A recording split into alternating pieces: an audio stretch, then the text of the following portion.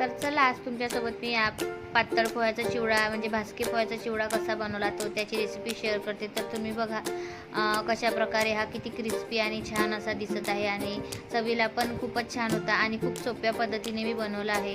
तर तुमच्यासोबत ती रेसिपी आज मी शेअर करत आहे की मी कसा बनवला आहे। तर माझ्याकडे अशी मोठी कढई आहे ना, त्याच्यामध्ये मी सोबतच पूर्ण 1 किलोचे पोहे टाकून देते। छान त्याला साफ केलं आणि थोडं तेल टाकून ना छान असे पातळ पोहे मी भाजून घेतले आणि हाताने कुस्करून बघायचे की पटकन तोडता आले तर समजायचं की हे क्रिस्पी झाले आहेत आणि मग नंतर त्याला साईडला काढून घ्यायचं। तर ते पोहे भाजायला आपल्याला कमी आचेवर जवळजवळ 1 तास लागतो।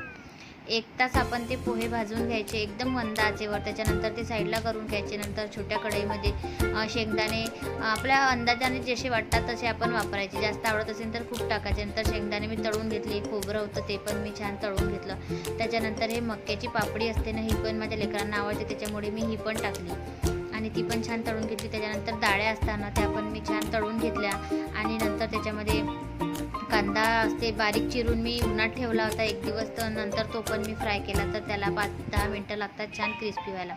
तर तो पण छान तेलामध्ये क्रिस्पी गोल्डन होईपर्यंत छान तळून घ्यायचा, मग तो छान कडक होते।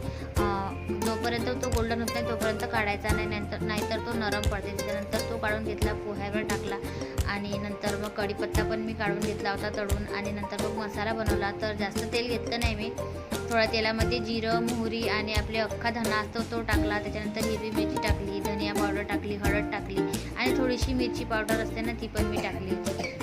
तर असं सगळं मी मिक्स केलं आणि मीठ चवीनुसार अंदाजाने मीठ टाकलं किती पाहिजे किती नाही आणि ते छान असं मिक्स करून 5-10 मिनटं फ्राय करून घ्यायचं। आणि आपल्या पातळ पोहे असताना त्याच्यावर आपण पूर्ण सारण टाकलं आहे त्याच्यावर मस्त टाकून द्यायचं आणि त्याला छान असं मिक्स करून घ्यायचं। तर बघा ही आपली फोडणी ही तयार झाली आहे आणि ती फोडणी आता मी माझ्या पोह्यांवर भाजलेल्या पोह्यांवर टाकते।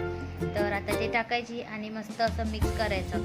तर सुरुवातीला तो हळदीचा कलर आपल्याला दिसत नाही, त्याच्यानंतर जसं जसं आपण मिक्स करायला लागतो ना तसं तसं त्या हळदीचा कलर त्याच्यावर पोह्यांवर यायला लागतो आणि मस्त असा क्रिस्पी आपला चिवडा तयार होतो। पण एवढंच आहे की जे आपण पातळ पोहे जे भाजत आहे ना त्याला जवळजवळ 1 तास पूर्ण लागतो भाजायला आणि एकदम मंद आचेवर आपल्याला भाजावे लागतात। त्याच्यामुळे ते छान असे क्रिस्पी आणि कडक बनतात, नरम पडणार नाही पोहा आणि कोणताही चिवडा मसाला न टाकता आपला पोह्यांचा चिवडा एकदम छान आणि टेस्टी बनला होता। चला तर कसा वाटला व्हिडिओ जर आवडला असेल तर चॅनलला सबस्क्राईब करा आणि एक लाईक करून जा। चला तर बाय, भेटूया नेक्स्ट व्हिडिओमध्ये।